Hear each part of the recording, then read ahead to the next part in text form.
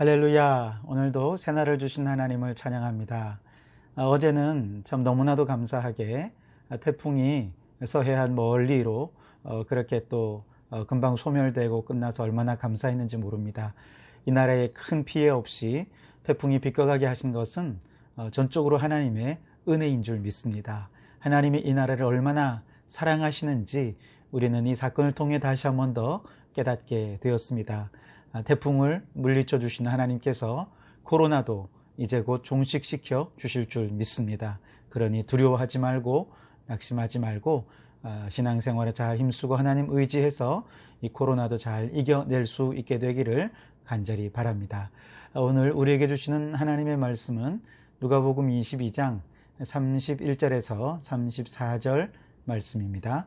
제가 봉독해 드리겠습니다. 시몬아 시몬아 보라, 사탄이 너희를 밀가부르듯 하려고 요구하였으나 그러나 내가 너희를 위하여 내 믿음이 떨어지지 않기를 기도하였노니 너는 돌이킨 후에 내 형제를 굳게 하라. 그가 말하되 주여 내가 주와 함께 오게도 죽는 데에도 가기를 각오하였나이다. 이르시되 베드로야 내가 네게 말하노니 오늘 닭 울기 전에 네가 3번 나를 모른다고 부인하리라 하시니라. 아멘. 오늘 이 본문의 말씀은 베드로가 예수님을 3번 부인할 것을 예수님께서 예고하시는 내용이 오늘 본문의 말씀이죠. 근데 오늘 이 베드로의 부인 예고가 위치해 있는 이 위치가 어디인지를 우리가 잘 생각해 보아야 합니다.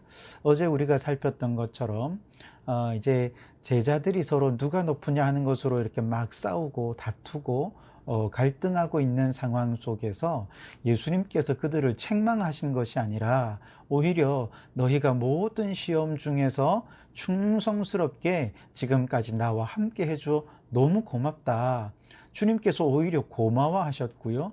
그리고 그렇게 충성된 제자들을 향해서 저 하늘에서 정말 온 천하만국을 함께 다스릴 그런 권세를 주겠다. 그렇게 하나님의 큰 상급을 축복으로 약속해 주시기까지 했습니다. 그러니 제자들은 야단 맞을 줄 알았는데 오히려 고맙다고 말씀해 주시고 또 하늘의 상급까지도 얘기해 주시니까 제자들은 너무 감동했던 것이죠.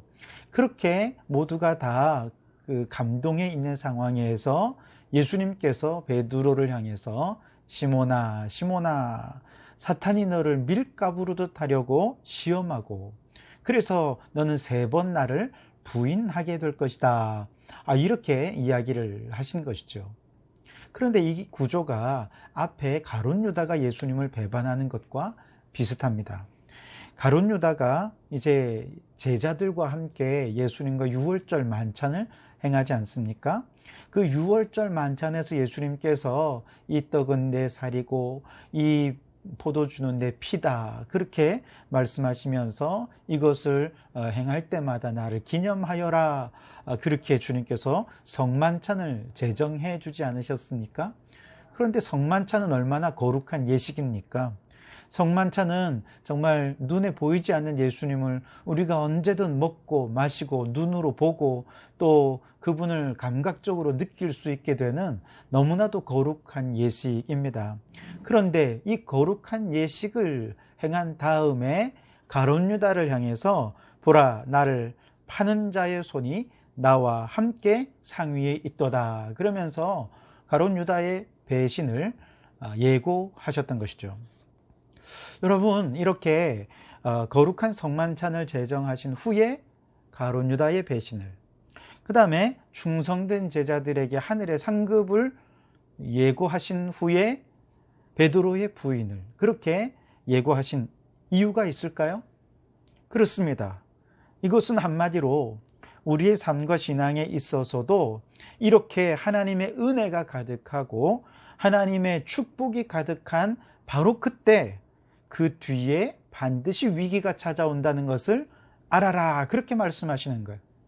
좀 더 우리 세상 사람들이 잘 이해하도록 설명해 본다면 우리 인생에 성공이 찾아오고 우리 인생에 뭐든지 잘 되고 우리 인생에 사람들로부터 칭찬을 받고 사람들로부터 존귀히 여김을 받고 그래서 하는 일마다 잘 될 때 그 다음을 조심하라는 것입니다.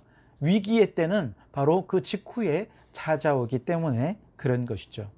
그래서 고린도전서 10장 12절 말씀에 손줄로 생각하는 자는 넘어질까 조심하라 그렇게 말씀을 하지 않으셨습니까? 교만하지 말라는 것입니다.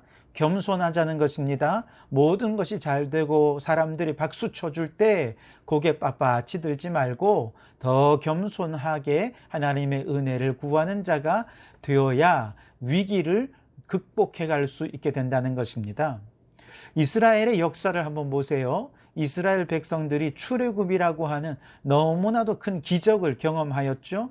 그런데 그 기적을 경험한 지 3일도 되지 않아서 수르 광야에서 마라의 쓴물을 만나자 이스라엘 백성들이 원망하고 불평하죠. 영적 위기가 찾아온 것입니다.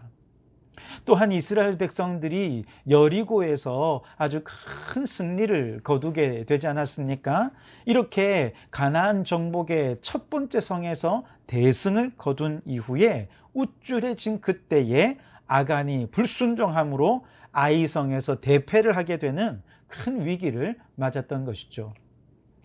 열왕들도 한번 생각해 보세요. 사울도 왕으로서 막 높여지고 정말 승승장구하고 전쟁하는 것마다 승리할 때 그만 그에게 교만이 찾아와서 하나님께 불순종하게 되지 않았습니까? 다윗도 마찬가지예요. 전쟁만 하면 연전연승, 모든 일에 승승장구하고 많은 사람이 그를 왕으로서 존귀히 여기던 바로 그의 인생의 절정기에서 밧세바를 간음하고 우리아를 살해하는 영적 위기를 맞게 되었던 것이죠. 여러분, 유명한 설교가 찰스 스폴전이 이런 말씀을 했습니다. 은혜를 받은 사람들은 그 받은 은혜가 자신을 지켜줄 거라고 생각한다. 하지만 그들은 시냇물은 수원지로부터 물이 계속 흘러야 하며 그렇지 않으면 시냇물은 곧 말라버린다는 사실을 깨닫지 못한다. 만일 등불에 끊임없이 기름이 공급되지 않으면 비록 오늘은 환하게 불빛을 밝힐지라도 내일은 연기만이 날 것이요 그 연기는 고약한 냄새를 내게 될 것이다. 당신이 받은 은혜를 자랑하지 않도록 주의하라. 당신이 자랑하고 신뢰하는 것이 받은 은혜가 아니라 그리스도와 그분의 능력이 되게 하라. 정말 멋진 말씀이 아닙니까? 여러분, 우리가 이미 받은 은혜, 이미 받은 축복, 여기에만 우리의 관심을 두면서 이것을 자랑하기 시작하면 그때 사탄이 틈탑니다. 그리고 우리의 마음을 밀 까부르듯이 우리를 막 까불게 됩니다. 그러면 그 축복의 순간은 곧바로 영적 위기가 되는 것이죠. 반면에 은혜와 축복이 아니라 그 은혜와 축복을 주신 하나님의 능력을 자랑하고 그 하나님과 날마다 영적 교제하며 살아간다면 하나님의 은혜가 끊임없이 내 안에 물밀듯이 밀려들어와서 마치 물된 동산처럼 끊임없이 은혜로 충만한 삶을 살 수 있게 될 것입니다.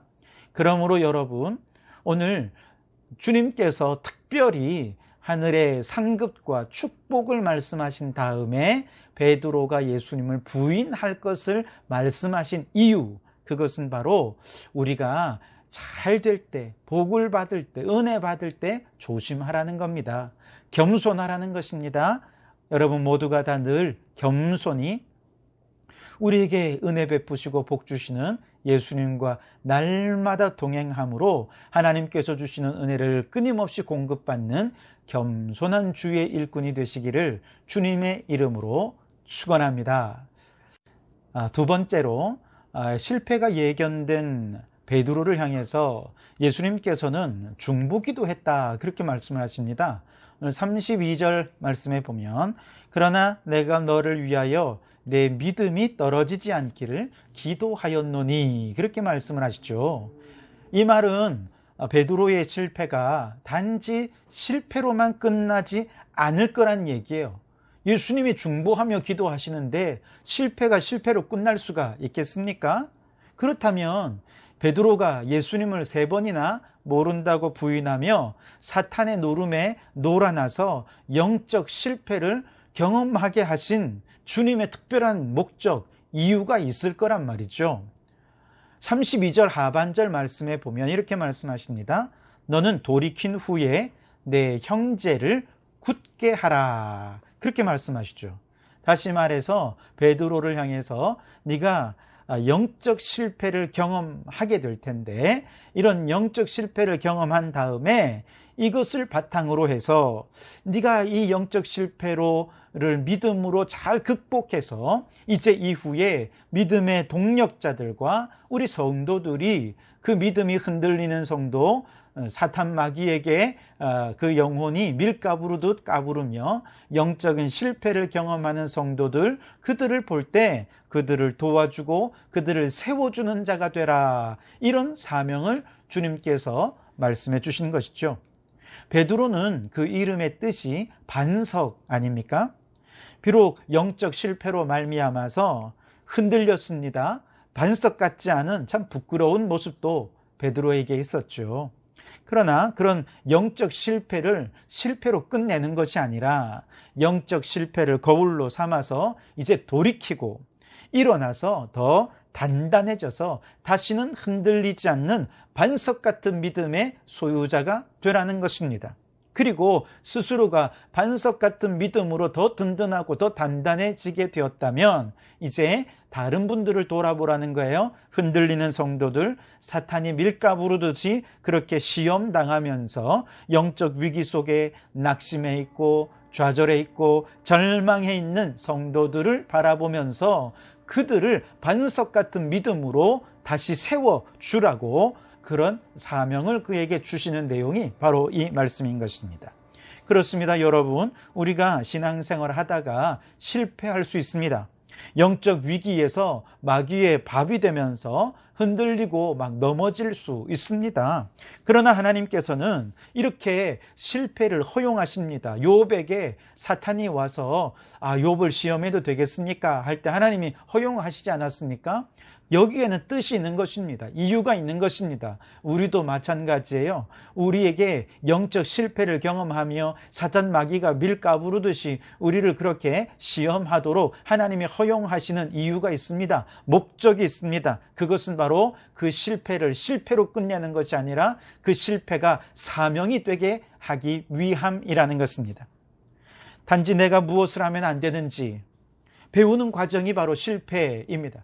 실패를 경험하다 보면 이건 내가 이렇게 해서는 안 되는구나 하는 것을 깨닫게 되는 거죠. 그래서 그 실패를 경험하면서 우리는 더 지혜로워지고 자신의 인생을 더 현명하게 살아낼 수 있게 될 뿐만 아니라 그 지혜와 성숙함으로 흔들리는 다른 사람들을 반석 같은 믿음으로 다시 설 수 있도록 도와주는 사명의 사람이 되어야 한다. 바로 이것을 위해서 우리를 영적 실패 가운데로 몰아가게 되는 것이죠.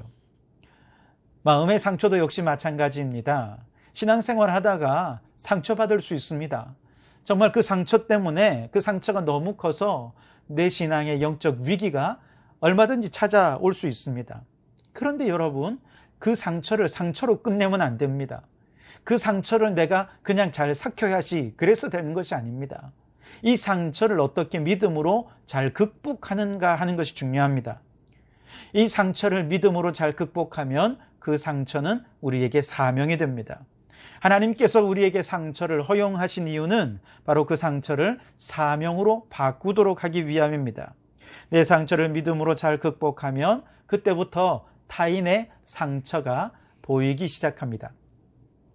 그리고 그 상처를 극복할 신앙적인 방법을 찾지 못해서 방황하는 많은 성도들을 불쌍히 여기는 마음을 갖게 됩니다.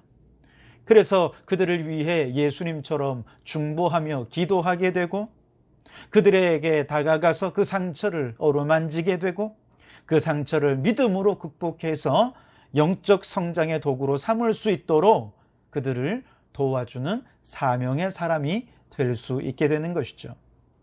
여러분, 예수님께서는 예수님을 모른다고 부인하게 될 베드로에게 이처럼 영적 실패를 경험하게 하는 것은 너를 돌이킨 후에 내 형제를 굳게 하라, 이 사명을 주시기 위함인 것입니다. 여러분, 영적 실패는 사명임을 잊지 마십시오. 방황하는 형제를 굳게 붙잡아 주는 그런 반석 같은 성도가 되라고 우리에게 영적인 위기를 주시는 줄 믿습니다. 오늘 혹 여러분 가운데 영적인 위기, 영적인 실패, 혹은 영적 마음의 상처를 입고 방황하며 힘들어하는 성도들 계시지 않습니까? 지금이 정말 기회입니다. 믿음으로 잘 극복하셔서 또 다른 형제들을 굳게 세워가는 사명의 사람들이 다 되실 수 있게 되기를 주님의 이름으로 축원합니다. 기도하시겠습니다. 하나님, 감사합니다. 오늘도 이 아침에 저희들을 깨워 말씀과 기도로 이 하루를 시작할 수 있게 은혜를 베풀어 주시니 감사합니다. 주님, 우리가 은혜 충만할 때 하나님께서 우리에게 성공 주시고 모든 일이 잘 될 때 더 겸손하게 해 주시옵소서.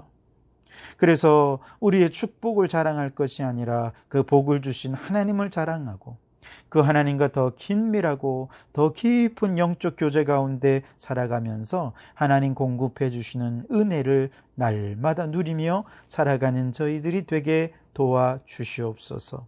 하나님, 실패는 끝이 아닙니다. 오히려 사명임을 깨닫게 도와주옵소서.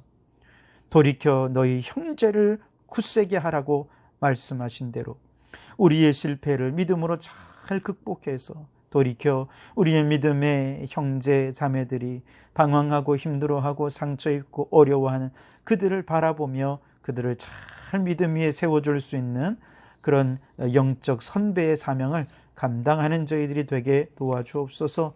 하나님, 그리하여서 정말 우리 성도교회 모든 성도들이 서로가 서로를 세워가며 일으켜주며 굳세게 하며 믿음 위에 든든히 서는 거룩한 공동체가 되게 도와주시고 우리 성도교회가 믿음 위에 더 굳게 서서 하나님 나라를 위해 충성되이 봉사하는 제자 공동체가 되게 도와주시옵소서. 예수님 이름으로 기도하옵나이다. 아멘.